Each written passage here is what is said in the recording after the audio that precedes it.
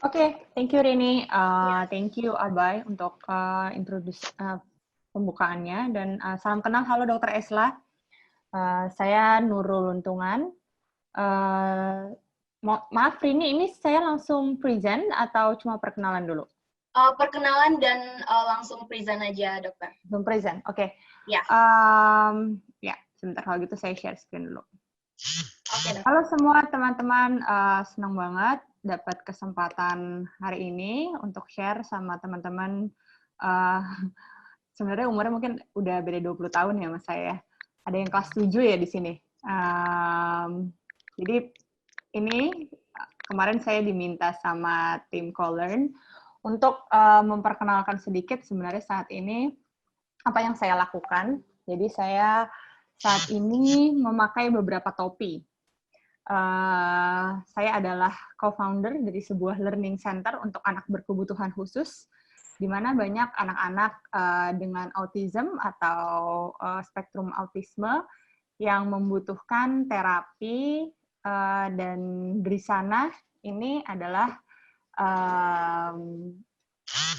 suatu learning center yang baru berdiri sebenarnya. Ini salah satu bayi saya beberapa bulan yang lalu baru mulai kami kembangkan. Dan saat ini saya juga bekerja di sebuah organisasi yang namanya Center for Indonesia Strategic Development Initiatives. Jadi sebagai dokter dengan gelar public health, mungkin teman-teman di sini belum semuanya mengenal ya public health itu apa. Jadi public health itu bahasa Indonesianya kesehatan masyarakat. Tapi kurang lebih di kesehatan masyarakat atau di public health ini saya lebih banyak bekerja untuk memberikan masukan di kebijakan kesehatan atau program-program kesehatan, dan saat ini juga cukup banyak disibukkan dengan program-program terkait COVID-19, penanganan COVID-19, memberikan masukan untuk gugus tugas, kemudian melakukan program-program menggunakan dana-dana CSR dan sebagainya. Itu yang saya lakukan di CISDI, dan mungkin sedikit berbeda dengan Dr. Elsa yang saat ini ada turun di lapangan langsung. Saya lebih banyak bekerja di balik layar. Jadi ini keseharian saya adalah memang ini kantor saya dan juga rumah saya. Saya setiap hari bekerja dari rumah karena memang sudah work from home mulai dari bulan Maret. Jadi sebenarnya cukup menyenangkan tapi punya tantangan sendiri ya. Mungkin teman-teman di CoLearn juga saya rasa teman-teman startup semuanya sudah terbiasa bekerja dan meeting. Ini atasnya aja saya pakai kemeja, bawahnya pakai celana pendek. Mungkin yang dari rumah juga kurang lebih banyak yang kayak gitu. Kemudian selain itu saya juga tergabung dalam Harvard Club of Indonesia. Saat ini saya sebagai wakil dari President of Harvard Club of Indonesia. Dan itu saya lakukan untuk give back, karena tahun 2013 itu saya masuk diterima di Harvard School of Public Health di Amerika dengan beasiswa dan banyak dibantu oleh teman-teman dari Harvard Club of Indonesia untuk mengumpulkan dana supaya saya dapat kuliah di sana. Jadi saya waktu itu mendapat kesempatan untuk full scholarship di Harvard dengan beasiswa Fulbright, tapi karena saat itu Fulbright tidak memberikan uang yang cukup sesuai dengan kebutuhan saya di Harvard, jadi teman-teman dari Harvard Club of Indonesia membantu urun dana supaya saya bisa kuliah S2 di Harvard. Dan sebelum itu, saya adalah lulusan Fakultas Kedokteran dari Universitas Indonesia. Saya lulus tahun 2010, saya menjadi dokter di FKUI, tapi kemudian saya sekarang lebih banyak memilih untuk bekerja di public health. Jadi itu tentang saya dan apa yang saya lakukan saat ini. Dan di luar itu saya juga punya satu orang anak, saat ini umurnya 14 bulan. Jadi dalam melakukan peran-peran di pekerjaan, saya juga memakai topi seorang ibu dan seorang istri. Oke. Nah, kemarin ya saya lanjut sedikit. Lanjut dulu, dokter, nggak apa-apa. Boleh. Ya. Kalau waktunya udah mau tinggal 1 menit, di info aja ya. Sip, oke, siap Oke. dokter. Jadi kalau saya boleh balik mundur nih, saya ingat-ingat waktu saya kelas 7 tuh 20 tahun yang lalu ternyata, 2 dekade yang lalu, tahun 2000. Tahun 2000, kalau saya flashback, gimana saya bisa pada titik yang sekarang? How do I get here? Tahun 2000, cita-cita saya adalah, menariknya, saya nggak tahu cita-cita saya apa, pokoknya saya tiap hari ya sekolah, harus sekolah, pinter, ujian, ikut ekskul, kalau ditanya mau jadi apa, jawaban saya asal bukan dokter. Cukup menarik karena saya nggak tahu sih kenapa saya jawabnya itu, menurut saya jadi dokter itu agak menyeramkan. Terus kayaknya belajarnya banyak, kayaknya capek. Jadi saya mau jadi apa aja asal bukan dokter. Itu tahun 2000. Tapi anehnya sebenarnya, dari tahun 2000 sampai tahun 2005, pelajaran favorit saya itu biologi. Saya suka banget biologi, dan saya suka banget pelajaran IPA. Saya sama sekali nggak pinter di sejarah atau pelajaran sosial, ekonomi, sosiologi dulu waktu SMA, itu saya nggak terlalu tertarik sebenarnya. Ya pokoknya asal lulus lah. Nilainya juga pas-pasan. Tapi kalau udah biologi, fisika, kimia, itu sebenarnya saya tertarik banget belajar, senang gitu bacanya. Dan setelah saya ngobrol sama banyak orang, saya mencari jawaban, jadi itu galau banget. Kelas 12, semester 1, masih maunya masuk sekolah manajemen. Pokoknya maunya sekolah di luar negeri. Nggak mau jadi dokter, karena jadi dokter itu kuliahnya harus di dalam negeri. Saya pengennya bisa kuliah di luar negeri, kayaknya keren gitu kuliah di luar negeri. Terus saya nggak mau jadi dokter, karena kayaknya jadi dokter tuh capek, saya mau yang santai-santai aja. Tapi akhirnya, semester 2, kelas 12, saya menyerah. Maksudnya menyerah adalah akhirnya saya berpikir lagi bahwa ternyata sebenarnya tuh saya pengen sih jadi dokter, saya cuma takut aja. Dan saya sebenarnya suka deh kayaknya sama pelajarannya, karena belajarnya tuh kayak belajar biologi, tapi tentang organ tubuh manusia. Orang tua saya juga nggak pernah sih menyuruh saya jadi apa. Dan itu menurut saya agak bikin masalah baru, karena saya merasa saya nggak dipaksa jadi apa-apa, saya punya luxury untuk bisa memilih hidup saya mau jadi apa, tapi anak kelas 3 SMA tuh, waktu itu saya bukan tipe orang yang tahu saya mau ngapain ya. Kan ada beberapa orang yang kayaknya dari kelas 6 SD juga udah tahu mau jadi arsitek gitu, atau mau jadi musisi, mau jadi apa. Nah, waktu itu saya tuh nggak punya pengen jadi apa, itu nggak tahu. Tapi akhirnya mungkin juga dengan rahmat Tuhan Yang Maha Kuasa, akhirnya saya masuk FKUI. Saya melawan ketakutan terbesar saya bahwa mindset saya dokter itu pelajarannya terlalu berat dan mengerikan. Dan ternyata saya senang. Pas masuk FKUI saya senang banget. Saya nggak pernah merasa saya ada di tempat yang salah. Pelajaran yang saya suka, waktu itu butuh kerja keras memang untuk lulus sebagai dokter. 5 tahun di FKUI, saya sehari-harinya itu dari pagi sampai sore, 5 hari seminggu itu pasti sangat penuh jadwalnya. Di rumah juga masih harus belajar lagi, lalu itu masih aktif organisasi. Jadi kurang lebih pace kerjanya itu sangat berbeda dengan fakultas lain. Tapi senang. Jadi itu yang bikin saya nggak pernah menyesal. Karena walaupun belajarnya banyak, tapi saya belajar yang saya suka. Jadi sama sekali nggak ada penyesalan sih untuk masuk FKUI. Tapi pas tahun 2010, saya udah lulus, saya masih galau nih. Masih pengen belajar, masih mau S2, masih belum puas jadi dokter umum. Akhirnya saya kerja di puskesmas waktu itu. 2 tahun saya kerja di puskesmas di daerah, di Jawa Barat dan Sulawesi Selatan. Pas di puskesmas, ternyata saya lihat bahwa kegelisahan saya yang selama ini saya hadapi saat saya praktek ketemu pasien, itu jawabannya ada di luar ruang praktek. Artinya ternyata banyak hal-hal yang bisa dilakukan, nggak hanya dengan praktek, tapi dengan mengurus sisi kesehatan masyarakatnya. Akhirnya saya apply untuk S2 di Harvard, waktu itu di Departemen Global Health untuk kesehatan masyarakat. Dan itu juga cukup banyak pengorbanan yang harus dilakukan, karena setelah 2 tahun di daerah, saya harus 1 tahun lagi mengejar passion saya, jauh dari keluarga dan pacar. Jadi itu suami saya waktu itu masih, yang sekarang jadi suami saya, saya waktu itu masih pacaran nih kita. Terus kita pacaran dari saya ke daerah sama saya S2 itu kita long distance terus. Untung saya nggak ditinggal, untung masih dinikahin kan. Tapi nggak apa-apa, karena ternyata dia tahan sama saya kan. Nah, 2015 saya lulus tuh dari Harvard, terus saya mulai galau cari kerja. Mungkin teman-teman di sini saya nggak tahu ya generasinya generasi apa. Kalau saya masih masuknya milenial. Nah, kalau milenial nih milenial juga ya? Atau udah ini adik-adiknya sekarang udah Gen X, Gen Z. Milenial ya. Nah, itu tuh punya kebiasaan yang mungkin agak beda sama generasi di atas kita, bahwa suka mencoba-coba hal baru dan sering cepat move on. Jadi dari 2015 itu kayaknya saya tiap tahun ganti kerja deh. Karena saya nggak merasa dapat kerjaan yang cocok sama yang saya mau lakukan.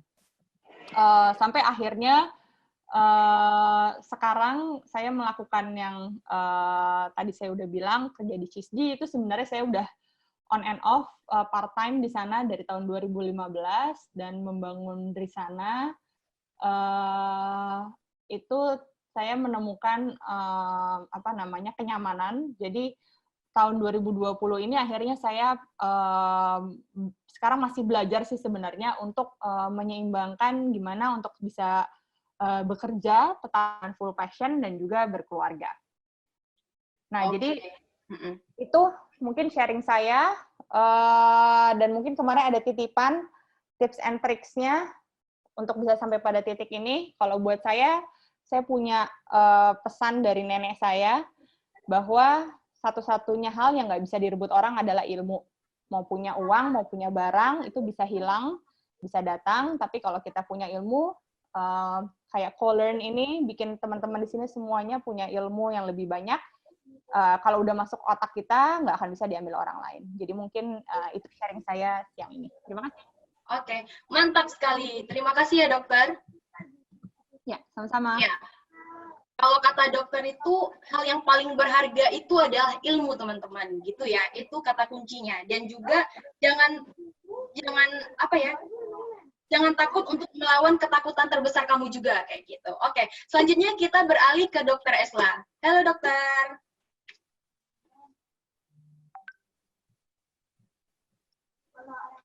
Iya, dokter masih mute. Kita masih belum bisa dengar suara dokter. Dibuka satu-satu dulu.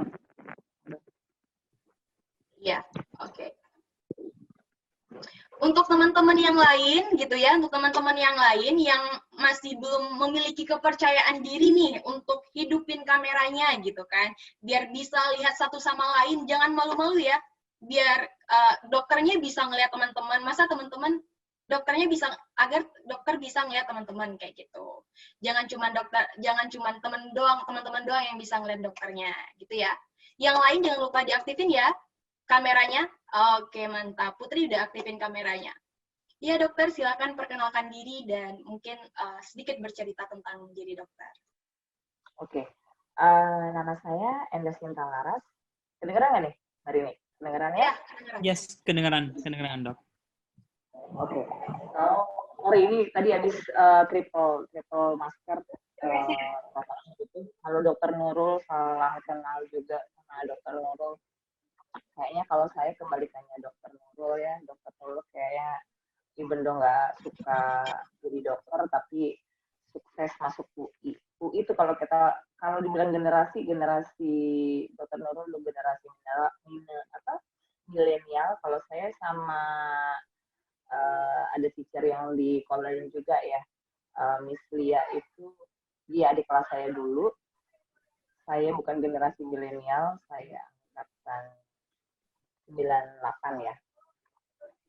Saya angkatan 98, saya nggak niat juga jadi dokter. Kalau dulu prinsip saya itu jangan sampai intrakurikuler mengganggu ekstrakurikuler, jadi agak ajaib. Saya aktivis organisasi dari saya SD. Jadi kalau ditanya tadi kelas 7 saya tahun berapa ya? Jadi kalau dari pendidikan saya dari swasta. Saya dari Tarumanegara pertama, saya benar-benar nggak niat jadi dokter. SMP saya di Ciledug, saya orang Ciledug Tangerang. Saya di SMP Negeri 1 Ciledug, sekarang SMP Negeri 3 Tangerang. Lalu SMA saya pindah ke Surabaya, saya lulusan SMA Negeri 2 Surabaya. Kuliah pertama saya di Tarumanegara, dan niat jadi dokter, tapi nggak jadi.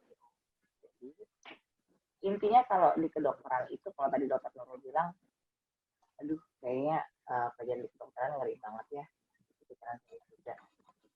Tapi karena saya ngeliat sahabat saya mungkin senior dokter Nurul angkatan 98 masuk FKUI, namanya Lydia, dia juga ngambil spesialis juga di UI juga, jadi spesialis kulit dan kelamin. Kalau saya tetap stay tune di dokter umum. Saya pernah waktu pas kuliah, saya punya anak, saya nikah pas kuliah, jadi saya full mommy. Saya pernah kerja juga di Marriott Hotel di Surabaya pas kuliah untuk cari uang. Itu berhasil bikin orang takut karena saya bisa melakukan penjualan. Terus untuk organisasi, saya full organisasi di Senat, di OSIS. Jadi kalau yang mau tanya, mau sharing apa segala macam, nanti di Q&A boleh tanya apa aja soal organisasi. Dokter Nurul juga oke banget. Kalau saya aktif sekarang, untuk saya yang sekarang nih, saya jadi ketua Perdaweri Nusa Tenggara Barat, itu organisasi seminar. Intinya untuk anti-aging, estetik, wellness, dan regeneratif medicine. Sekarang program kami itu ke tourism health, sedangkan saya jadi dokter tourism atau dokternya hotel itu sudah dari 2012. Nggak usah nanya lulusnya kapan ya. Saya lama banget kuliah, nggak niat banget kuliah. Yang jelas saya jadi pada saat kuliah. Oke. So, untuk sekarang aktivitas saya tetap kembali lagi setelah pernah menjadi manajer rumah sakit. Jadi arah lintangnya banyak banget.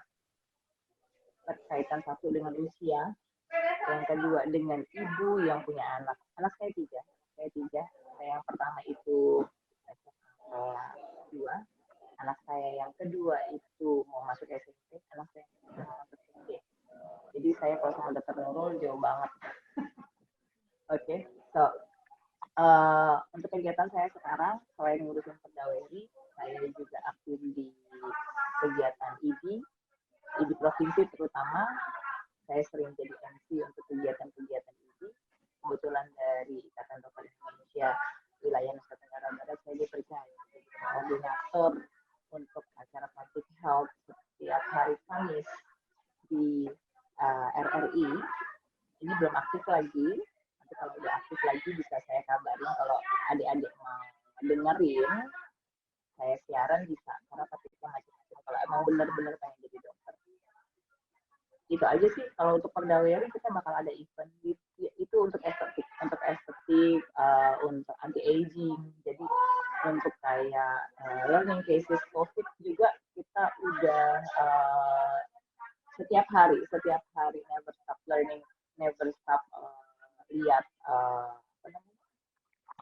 update terbaru untuk penanganan COVID untuk yang cocok di Indonesia tuh yang kayak gimana.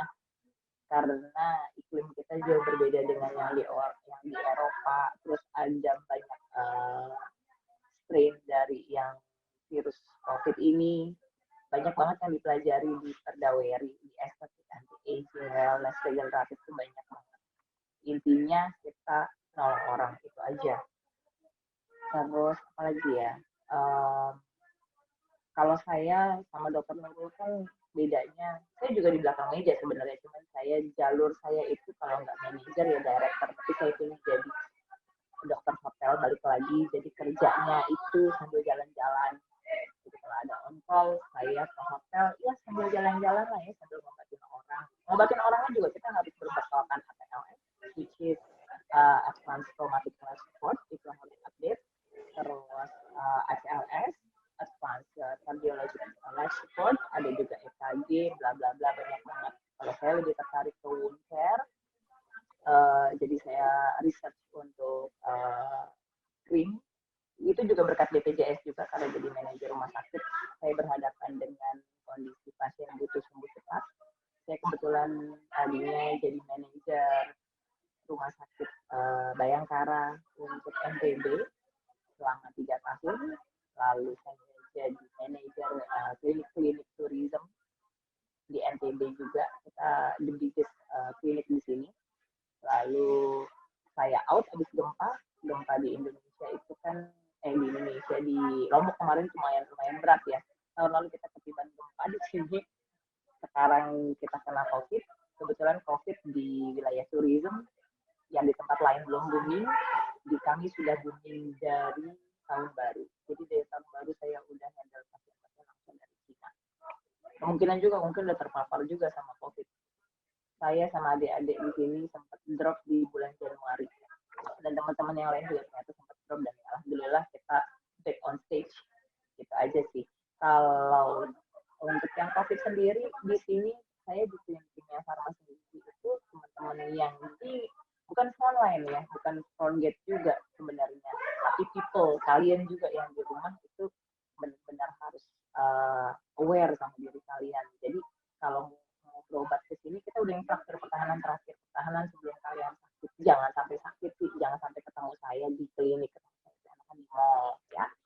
Jadi di sini ada SPG, ada SPG wellness, ada apoteker, ada tenaga medis yang lain, tenaga paramedis yang lain, supir ambulans, perawat, banyak.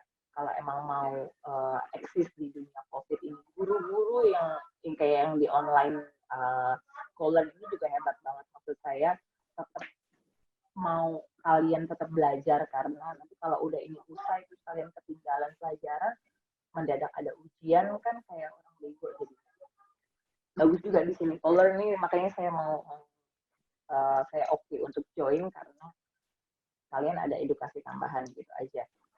Untuk pertanyaan-pertanyaan lain, ya, jadi untuk pertanyaan-pertanyaan yang lain bisa nanti di Q&A.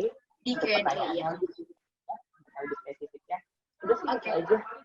Oke, terima kasih banyak Dokter Esla atas ilmunya yang udah dibagi-bagi sama kita, juga Dokter Nurul juga gitu ya. Oke, kita lanjut ke sesi selanjutnya. Nah, ini sesi yang sangat ditunggu-tunggu nih oleh semua murid gitu ya, oleh semua teman-teman kita. Kalau tadi kan dokter yang ngomong ya, kalau sekarang teman-teman bisa tanya langsung apapun itu terkait karir impian di dunia kesehatan. Gitu.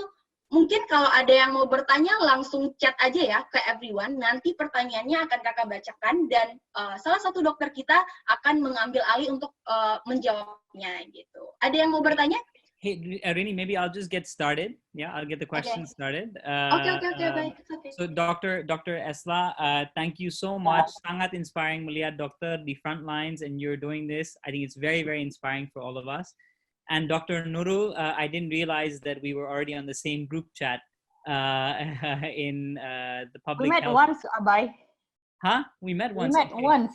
Okay, yes. Yeah. Trust me, I won't forget now for sure, right? But you know, maybe my question is actually first one to Dr. Nurul.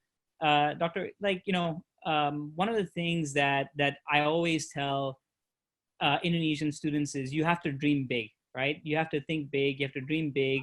Mau itu UI, mau itu Harvard. You always have to think about the best, right? You may not end up in the best, but at least your dream has to be the best. And then you might end up second or third. But if you dream below that, you will only end up further down, right? So maybe can you just share, Dokter bisa bagi dengan teman-teman, you know, when you think about like going to Harvard, how did that change your viewpoint? How did that change about how you think about, you know, dreaming big? Jadi waktu saya di Harvard, menariknya saya melihat bahwa sebenarnya banyak sekali, dan ini saya juga share ke beberapa teman saya dan adik kelas saya juga sih, bahwa pas masuk di Harvard, saya melihat bahwa sebenarnya pas ketemu teman-teman di sana, orang-orang yang di sana, saya melihat ini bisa banget teman-teman saya di Indonesia masuk sini. Karena Harvard is such a big brand. Mungkin untuk beberapa orang intimidatif. Bahkan untuk apply aja kayaknya udah minder duluan. nyerah duluan sebelum mencoba ya dokter ya? Benar, udah minder duluan. Kayaknya nggak mungkin deh saya masuk sana. Kayaknya itu terlalu out of my imagination untuk bisa masuk Harvard atau sekolah top schools sedunia. Tapi pas saya masuk sana ternyata cara kerja orang-orang di sana, teman-teman saya di sana, cara berpikirnya itu nggak sama lah sama teman-teman saya atau sahabat-sahabat saya di Indonesia yang juga punya passion-nya masing-masing. Jadi memang kalau saya lihat untuk masuk Harvard itu tipikalnya adalah orang-orang yang sangat passionate tentang apapun. Ada bisa passionate tentang kesehatan, bisa passionate tentang nyamuk, bisa passionate tentang small stuff yang mungkin kalau kalian ada di lingkungan masyarakat Indonesia kalian dianggap aneh. Tapi sebenarnya karena kalian passionate, kalian akan belajar sampai detail banget. Terus habis itu, jadi saya punya teman, dia passionate banget tentang nyamuk, dia tiap hari itu kerjanya meneliti nyamuk, dan dia senang banget kalau dia lagi ngasih makan nyamuk-nyamuk yang dia teliti pakai tangannya dia. Which is weird. Tapi that's how he get into Harvard. Karena he follow his passion, he follow his heart, and he doesn't care apa yang mungkin orang berpikir bahwa dia aneh, karena dia suka banget sama nyamuk. Dan mungkin saya juga punya kesempatan waktu itu di Harvard, karena saya waktu itu sangat penasaran dengan public health, dengan apa sih yang bisa dilakukan di luar praktek di rumah sakit gitu. Jadi hal-hal kayak gitu yang sebenarnya bisa membuat orang-orang itu mungkin punya kesempatan yang orang-orang pada umumnya pikir itu kesempatan yang hampir nggak mungkin bisa didapat, nggak bisa terjadi. Itu sih poin saya sangat eye opening waktu di Harvard, dan saya jadinya mengencourage banyak banget teman-teman atau adik-adik kelas saya yang punya passion di bidang tertentu untuk apply aja dulu. Apalagi memang orang-orang yang udah yang memang maksudnya dari work ethic-nya, dari cara belajarnya dia juga udah pekerja keras ya, dan go-getter gitu, yang sebenarnya ya tinggal apply aja, tergantung passion-nya dia di mana gitu. Dr. Nurul, so just one quick follow-up question on that. Jadi banyak teman-teman juga mikirnya wah it's sangat mahal, to the US atau Harvard biayanya mahal banget nih. How about that? Jadi sekarang di Indonesia untungnya beasiswa itu udah banyak ya. Dan apalagi kalau bisa keterima di sekolah dengan brand-brand besar, akan banyak sekali orang-orang yang punya uang berlebih dan mau membantu. Jadi itu juga pengalaman yang sebenarnya terjadi sama saya. Saya waktu itu pas apply Fulbright, saya dilarang untuk apply ke Harvard. Karena katanya Fulbright itu cuma dapat 1 tahun 30.000 US dollar. Dan Harvard itu butuhnya 80.000 US. So, kalaupun keterima di Harvard, kamu nggak akan cukup bisa pakai uang dari Fulbright. Harus cari uang lain. Tapi akhirnya saya tetap apply. Waktu itu saya dibantu oleh Harvard Club of Indonesia untuk fundraising. Jadi saya bikin semacam e-flyer, dan saya bikin kayak semacam short statement, bikin presentasi bahwa saya butuh dana untuk saya bisa keterima, saya sudah punya scholarship, tapi hanya bisa tutup setengahnya, dan akhirnya dananya terkumpul. Dan itu dana terkumpulnya cukup cepat kok, nggak nyampe sebulan untuk nutup 50.000 US dollar itu. Jadi, I think when there's a will, there's always a way. Apalagi when you have negotiating power ya, maksudnya keterimanya di sekolah yang mungkin orang juga merasa bangga ada orang Indonesia yang bisa masuk ke sekolah-sekolah top di dunia gitu. Oke dokter, itu jawaban dari dokter kita, iya. Ya, baik. I think we can go to the next question dari Pandey. Apa alasan Dr. Nurul buat lanjut ke S2 dan kenapa milih Kesmas? Karena ternyata saya lebih suka kerja di puskesmas daripada kerja di rumah sakit. Saya lebih suka saat turun di masyarakat langsung daripada tiap hari rasanya cuma kasih resep aja ke orang yang diare, padahal sebenarnya masalahnya bukan akan selesai kalau sumber airnya yang dibenerin. Kalau cuma kasih obat oralit terus, ya balik lagi ini nggak selesai masalahnya. Jadi saya ternyata lebih tertarik untuk menyelesaikan akar masalah yang ada di masyarakat daripada mengobati gejala yang pasien-pasien itu datang ke fasilitas kesehatan. Oke dokter, itu jawaban dari dokter kita untuk Panda ya. Untuk untuk pertanyaan selanjutnya itu ada dari Anissa. Selamat siang dokter. Dokter, pernah terpikir nggak takut dicap malpraktek? Karena saya dulunya mau jadi dokter, tapi takut kena cap malpraktek itu. Mungkin dokter Esla bisa jawab pertanyaan Anissa.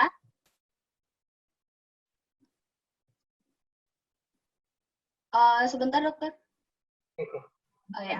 Jadi Anissa, setiap pekerjaan tuh ada resikonya. Kalau untuk malpraktek sekarang kamu mau ngambilnya apa dulu? Malpraktek itu kan kalau kita kerja tidak sesuai dengan prosedural. Banyak yang juga malpraktek itu, contohnya kan kita ada surat izin praktek itu kalau untuk dokter, kita ada surat tanda registrasi juga. Kita punya surat tanda registrasi habis dulu, itu contohnya untuk dokter nih ya, dokter perawat. Kalau di kedokteran itu dia lebih gampang untuk dapetin surat izin praktek, sedangkan kalau di perawat dia lama. Tapi perawat dan tenaga medis yang lain selain dokter itu dilindungi, kecuali apoteker wajib ada dulu kayak dokter. Nah, untuk yang perawat dia prosesnya lama, jadi perawat itu dilindungi oleh dokternya. So far, semua tindakan segala macam yang dilakukan oleh perawat yang bertanggung jawab adalah dokternya. Jadi dalam klinik atau dalam rumah sakit ada manajernya. Manajer itu nggak gampang karena kita melindungi semua dokter yang ada di bawah. Jadi kalau sekadar jadi dokter takut malpraktek, semua pekerjaan ada resikonya. That's the point. Jadi kalau kamu kerja berdasarkan guidelines, berdasarkan protap, nothing to be worried. Dan kamu harus ada base. Misalnya kamu masuk ke IR. Ke IR itu kamu harus punya, sekarang tuh harus punya ATLS. That's minimum. And that's quite expensive ya. Memang sih nggak se-expensive kalau belajar ke Harvard. Kalau dapat beasiswa, kayak Dokter Nurul bilang tadi, oke banget. Tapi kalau misalnya sekarang kita bicara untuk profesi yang ada di kita, di mana aja sih sebenarnya kalau kita terjun ya, ini kalau kita terjun ke lapangan, kita punya bekal yang bagus, kita punya koneksi yang bagus, insya Allah nggak bakal kenapa-napa kok. Untuk malpraktek, biasanya kadang yang paling penting itu informed consent. Makanya harus belajar. Jadi kalau misalnya ya nggak kayak tong kosong nyari duitnya, jangan omdo gitu loh. Jadi kalau misalnya memang kamu terjun ke lapangan, knowledge yang ada di kamu itu harus full tanknya dibagi-bagi. Jadi pada saat explanation, kalau saya ngadepin banyakkan turis. Jadi kalau misalnya penjelasan nggak dari A sampai Z susah. Gitu aja sih Anissa. So just do it. Oke, Anissa, itu jawaban dari Dokter Esla ya, just do it gitu. Tapi jangan takut-takut ya untuk mencapai cita-cita. Selanjutnya dari Shen ini, dokter katanya, dok, menurut dokter jika kita ambil jurusan nursing itu worth it nggak sih? Apakah lebih baik daripada jadi dokter? Gimana tuh dokter? Jadi oke. Ibu saya nurse. Ibu saya dulu lulusan Akperdek Kimia. Itu sebelum ada S ke nurse, sebelum ada S1 keperawatan di Indonesia. Ibu saya dulu nomor 1 di sana, alhamdulillah. Itu dapat beasiswa juga ke Swiss sama ke Belanda. Jadi apapun itu. Misalnya kamu tertariknya di bagian nursing. Nursing itu untuk yang sekarang kamu pilihnya apa? SPK udah nggak ada. SPK dulu itu setara dengan SMA. Itu untuk perawat ya. SPK ditiadakan, lalu yang ada sekarang adalah paling minim itu akademi keperawatan. Akbid itu akademi kebidanan. Itu tapi levelnya paling rendah. And then selanjutnya ada dua macam nih. Yang D3 ke D4, which is kamu ngambil perawat di diploma, lalu kamu meneruskan misalnya kamu, saya punya passion di estetik nih. Emang sih di Indonesia belum ada, di Australia sama negara lain nggak ada. Di Indonesia belum ada. Yang ada contohnya misalnya saya udah ngambil D3 keperawatan, lalu kamu pengen ngambil lebih spesifik lagi D4-nya tapi ke anestesi. Anestesi itu banyak duitnya. Ngebantuin dokter spesialis anestesi. Kamu nggak ngambil sarjana keperawatan atau S1-nya, tapi kamu ngambil D4, anestesi, kamu masuk ke perawat anestesi, kamu kerjanya di ruang operasi. Itu kayak spesialis, tapi di D4 doang.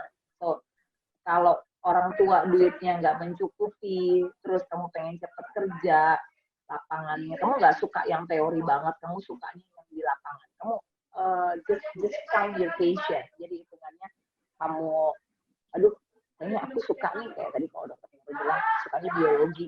Nah, kamu sukanya di mana? Kalau kamu suka kimia, ambilnya apoteker.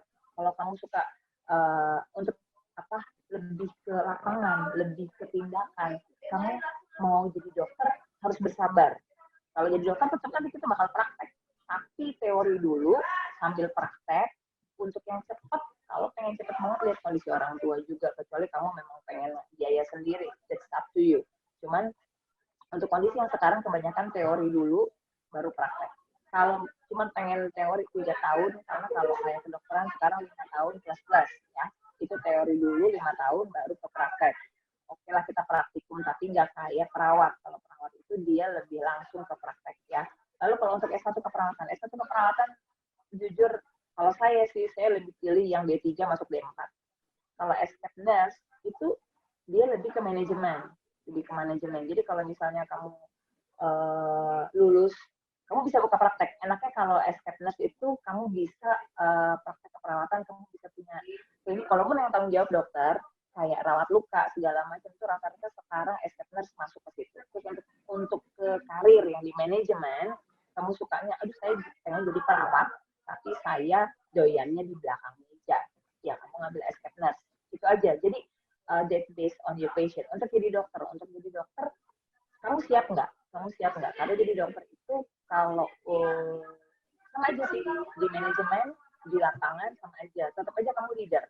Jadi ada beberapa basic point di mana kamu pilihnya nanti akan jatuh ke saat di mana kamu harus memilih. Kalau memang dari orang tua biayanya cukup atau mau ngikutin kayak tadi dokter Nurul bilang lagi-lagi, kalau kamu mau ngambil beasiswa, sekarang kemungkinannya change-nya jauh lebih banyak dari zaman saya dulu. Jadi mumpung masih kelas 7 nih, kamu arrange apa yang kamu mau. Terus satu lagi, contohnya kalau mau jadi karir sih, kalau saya lebih pilih contoh jadi dokter Nurul, jangan jadi saya. Hitungannya pada saat kalian kuliah, fokus ke kuliah. Karena nggak bisa disambi-sambi sama yang lain. Kalau di kedokteran, di medis, para medis, waktu kita itu ya lebih banyak di perbukuan ya, lebih ke sains. Kalau kalian senang neliti apa segala macam, masuk deh. Karena kalau untuk jadi saintis di Indonesia masih kurang, mendingan jadi dokter atau jadi perawat. That's much better. Oke, hari ini ada lagi? Oke, terima kasih banyak dokter. Oke, Syed, apakah udah terjawab itu pertanyaannya tadi? Oke, mantap.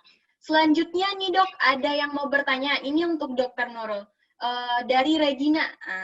Dokter, apa sih bedanya di Oxford dan Harvard? Apa sih bedanya Oxford sama Harvard? Susahan yang mana untuk masuk ke bagian dokter anak atau dokter kandungan? Oke, bedanya Oxford sama Harvard, yang pertama beda benua, satu di Eropa, satu di Amerika. Saya nggak pernah apply Oxford sih, jadi saya nggak tahu di sana dalamnya gimana. Cuma itu saya ke Amerika, karena saya dapat Fulbright di Amerika. Mempromosi Harvard dong, dok. Iya, itu soalnya saya udah Fulbright duluan, jadi saya nggak bisa apply Oxford, Fulbright saya nggak kepake nanti. Tapi sama-sama bagus lah, oke lah. Cuma ya kalau Harvard kan abai ke Harvard, bisa ada co-learn karena ada orang dari Harvard kayak abai. Kalau Oxford, I don't know siapa yang bikin something like co-learn dari Oxford. Itu jadi I think kalau itu jawabannya saya nggak terlalu riset sebenarnya tentang Oxford. Terus habis itu susahan mana masuk bagian dokter anak atau dokter kandungan? Mungkin ini sebenarnya juga menjawab beberapa pertanyaan yang lain ya. susahan yang mana tuh relatif. Tergantung kalian tuh sukanya yang mana. Kalau saya suka pasien anak. Jadi buat saya, kalau saya bisa punya kesempatan untuk ngambil spesialis, dan saya mau ngambil, maksudnya bisa ngambil spesialis, saya selalu mau jadi dokter anak. Saya dulu paling stres kalau ada ibu-ibu mau melahirkan, terus saya dipanggil. Kalau bisa saya pura-pura tidur. Tapi nggak bisa ya. Kalau nggak ada dokter yang lain kan mau nggak mau saya turun. Tapi ada teman saya yang suka banget sama jadi dokter kandungan. Karena menurut dia dokter anak tuh stressful banget karena pertama harus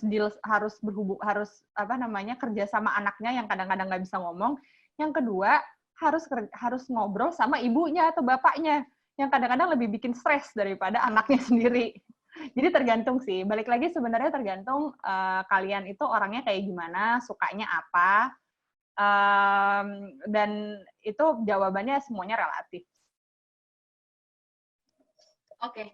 Jadi itu jawaban dari Dr. Nurul. Untuk Regina sudah terjawab ya? Halo Regina, udah terjawab? Oke, mantap. Selanjutnya nih dok, banyak banget nih dok pertanyaan yang ini datang dari teman-teman kita yang kayak, dok apa sih bedanya dokter lulusan di swasta sama negeri saat cari kerjanya gimana?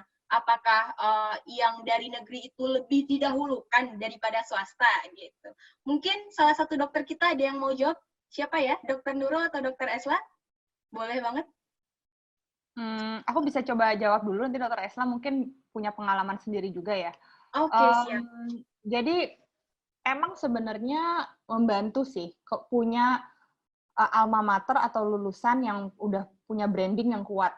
Kayak misalnya saya dari FKUI yang brandingnya membawa nama Indonesia, ya kan, Dokter Esla juga udah tahu-tahu. Padahal kita tahu di dalam FKUI-nya ada juga sih teman-teman yang geblek-geblek juga, ketolong aja brandnya FKUI.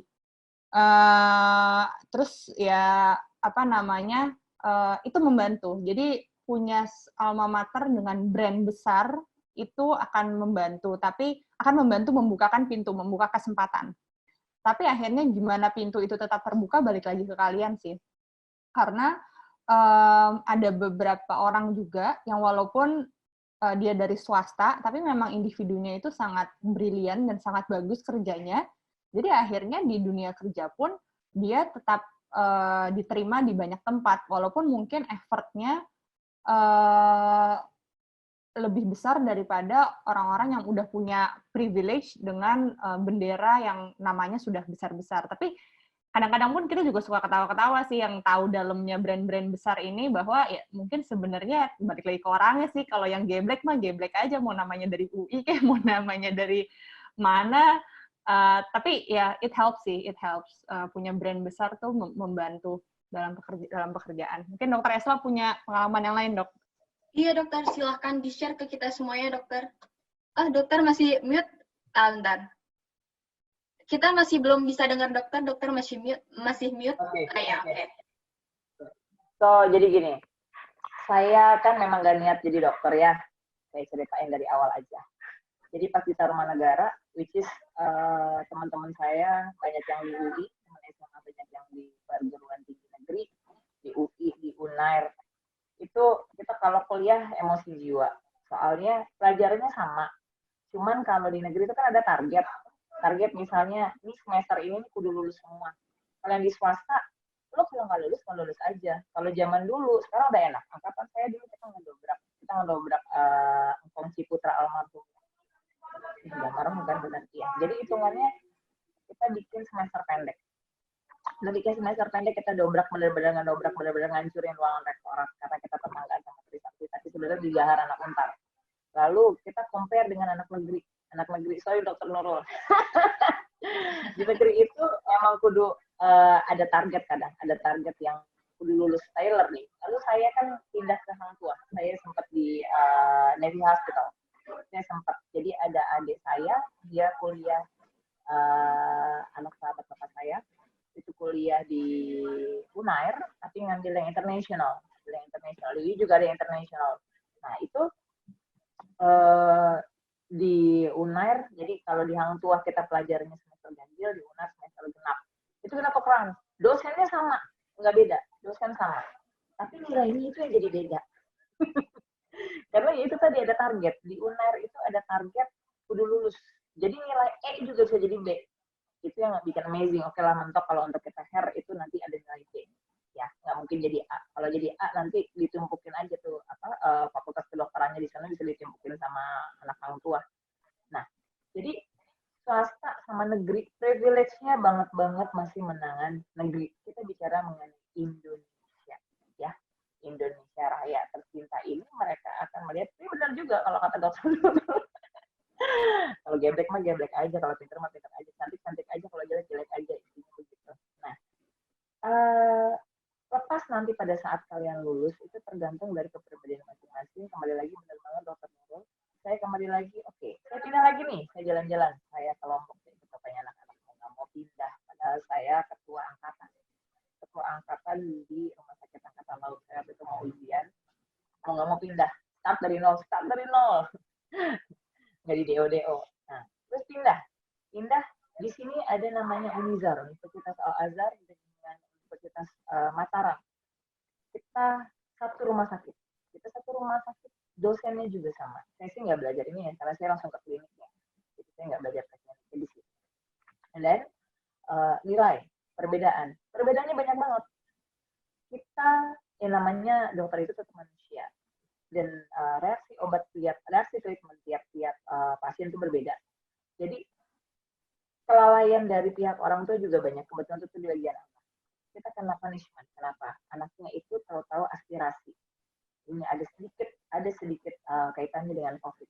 Aspirasi, otomatis dia masuk jadi pneumonia sama ibunya, dia meninggal gara-gara apa? Gara-gara dikasih susu, posisinya terlentang. Jadi edukasi di Indonesia sama dokternya, sama segala macam banyak aspek yang mempengaruhi. Nah, yang kena hukuman siapa? Ya anak swasta, anak negeri, selamat. Oh, jadi kalau kita mau bicara jelas-jelasan dari sisi itu, tapi sabar aja. Kalau misalnya ternyata kalian masuk swasta, buktiin kalau kalian memang setara dengan anak negeri. Karena memang masuk ke negeri sama swasta juga untung-untungan juga. Ada yang bisa masuk negeri, kayak sekarang ada kelas internasional. Orang tua kalian tajir setajir-tajirnya. Tapi kalian geblek, udah nyumbang mau 2M, mau 2 triliun sekalipun, kalau kalian masuk terus otak kalian gak nyampe, itu uang melayang. Kalian akan tetap di DO. Jadi kalau masuk kedokteran itu nggak cuma duit, nggak cuma faktor luck, nggak cuma pinter, nggak, sama yang di atas juga pengaruh juga. Jadi banyak aspek. Gitu aja sih. Nah, masuk swasta, ya itu tadi saya setuju sama dokter. Tergantung manusianya. Faktor luck itu besar sekali. Gitu aja sih. Apalagi kalau kalian darah biru. Darah biru di Indonesia masih laku banget. Kalau saya sih nggak darah biru, darah saya. Mana Mari? Ya, oke. Oke, dokter. Ya, teman-teman, itu ya jawaban dari Dokter Nurul dan Dokter Esla gitu. Oke, karena waktu kita sangat terbatas ya, satu pertanyaan lagi. Ini Tiara, dokter, mau tanya, mungkin ini akan dijawab oleh Dokter Nurul. Dok, apakah kalau mau jadi dokter harus ahli banget ya sama fisika? Sementara kita tuh ahli atau sukanya cuman biologi gitu, dan kayak kurang suka sama pelajaran fisika. Katanya gitu, Dok. Mungkin dokter bisa jawab, Dok? Enggak sih, kalau ahli banget sama fisika mungkin bisa jadi masuk bagian fisika ya. Cuma soalnya masuk kedokteran itu kan sekarang jalurnya banyak, kayak tadi Dokter Esla bilang ya, ada yang internasional, ada yang pakai SPMB, jadi ujian masuk tinggi negara. Kemudian sekarang kayaknya banyak jalur-jalur mandiri. Bahkan teman saya yang IPS dulu, ada satu orang, saya dulu punya teman SMA, dia IPS, selama SMA-nya dia masuk kedokteran. Jadi dia ngambil bimbel waktu itu, karena dia waktu itu emang pengen, jadi tadi balik ke faktor luck, bahwa sebenarnya dia emang sukanya tuh IPA, tapi dia nggak bisa masuk IPA, karena nilainya waktu itu ada yang kurang, kayaknya di fisikanya apa di mananya nilainya kurang, akhirnya dia masuk IPS. Karena kan emang sistem pendidikan di Indonesia masih kadang-kadang suka aneh ya. Dan kadang-kadang ada faktor luck juga. Dia waktu itu unlucky, akhirnya dia nggak bisa masuk yang dia mau, dia masuknya IPS. Tapi dia setelah lulus SMA, karena dia emang tahu dia mau masuk kedokteran, akhirnya dia pakai 1 tahun break dulu, 1 tahun setelah dia lulus dia pakai hanya untuk bimbel. Dan bimbelnya itu khusus untuk mempersiapkan dia mau ujian masuk perguruan tinggi negara. Jadi semua materi yang dia butuhkan untuk bisa lulus UMPTN itu dia dapatkan dari bimbel. Kayaknya cuma 6 bulan kok waktu itu bimbelnya, 6 bulan sebelum dia tes, dan akhirnya dia lulus, dia masuk kedokteran, sampai sekarang jadi dokter. Jadi sebenarnya banyak strategi dan banyak cara untuk mendapatkan yang kalian mau sih. Kalau kalian mau masuk kedokteran ya, mungkin mulai cari-cari tahu dulu aja untuk masuk kedokteran tuh jalurnya apa aja, dan dari jalur yang ada yang dibutuhkan apa, dan untuk bisa sampai ke sana kalian harus melakukan apa. Jadi kayaknya zaman sekarang udah nggak ada fix answer ya untuk bisa ke satu titik itu jalannya harus gimana. Banyak jalan untuk bisa mencapai yang kalian mau. Gitu. Oke, itu jawaban dari Dr. Nurul. Oke, Tiara, udah kejawab ya? Gimana, Tiara? Udah kejawab belum pertanyaannya? Oke. Oke, dokter, banyak sekali nih Dok, sebenarnya pertanyaan-pertanyaan yang datang dari teman-teman kita semuanya, adik-adik kita semuanya. Hey, what we can do, Rini, maybe what we can do is kita bisa collect semua pertanyaannya. Jadi dari teman-teman, semua pertanyaan yang ada, let's collect it. Yeah, we can circle back in the background, if possible, Dr. Nurul, Dr. Esla, or if not, we will just make sure we get answers for all the questions. Oh yeah, okay. Yeah, and then we can setelah after this, we can circulate the transcript also. So that everybody who did not have a chance to listen from the beginning to the end, they can read the transcript. Oke, baik. Jadi untuk pertanyaan yang belum kejawab, kita mungkin akan bisa mengadakan sesi. No, just collect it. Just collect the semua di collect dulu aja. Semua, and then we can just try to find an answer in the background, and then di transcript kita bisa masukin beberapa jawaban juga di situ. Oke, nanti kita bakal jawab ya teman-temannya bagi pertanyaan yang belum kejawab gitu. Karena waktu kita yang terbatas, tapi teman-teman ini sangat antusias sekali ya untuk ikut sesi kita ini. Ingat ya teman-teman, mungkin ada kata-kata mutiara sedikit dari Kak Rini gitu ya. Yaitu, setiap orang melaju dengan kecepatan yang mereka punya demi sebuah impian. Jika aku hanya berdiam diri dan tak melakukan apa-apa untuk impianku, apa masih ada masa depan untukku? Oke, teman-teman. Mungkin itu ya kata-kata motivasi dari kakak. Pokoknya teman-teman, apapun passion kalian, ikutin. Dr. Nurul awalnya nggak pengen jadi dokter. Ternyata akhirnya bisa jadi dokter gitu kan. Awalnya nggak mau jadi dokter. Ternyata sekarang bisa jadi dokter.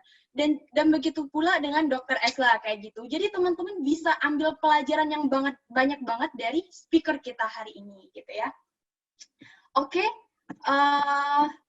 Mungkin cukup sekian ya sesi kita untuk hari ini. Jangan lupa, ini bukan sesi terakhir ya. Kita akan come up lagi dengan sesi-sesi yang kayak misalnya untuk college, emerging career yang lain, gimana kehidupan, gimana cara memilih jurusan, gimana caranya untuk pengembangan diri teman-teman nantinya. Jangan lupa pantengin terus aplikasi Calendar-nya. Oke? Oke, terima kasih banyak Dr. Nurul atas ilmunya yang telah dibagi bersama kita. Thank you semua. Dr. Esla, Dr. Nurul, terima kasih banyak. Thank you so much. Thank you, Dr. Esla. Bye. Yeah, Bye, Rini. Thank you, Dr. Nurul. Kita sangat beruntung sekali. Ya, kita sangat beruntung sekali bisa bertemu dan berbagi knowledge bersama orang-orang yang sangat profesional kayak gitu ya. Oke, terima kasih banyak semuanya, teman-teman semuanya. Terima kasih. Jangan lupa ya ikut sesi-sesi selanjutnya gitu ya.